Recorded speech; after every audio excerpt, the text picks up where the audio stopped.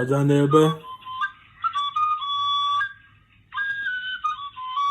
ana m ekene unu nke onye echiri ya zere.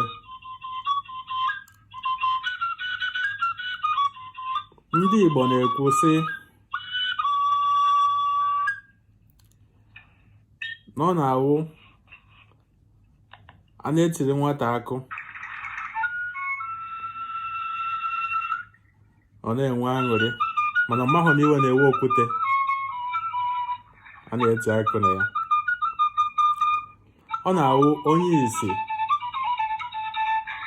kpachasịcha ụdara ọ zọrọ n'ụkwụ ọzọ aha ọzọ.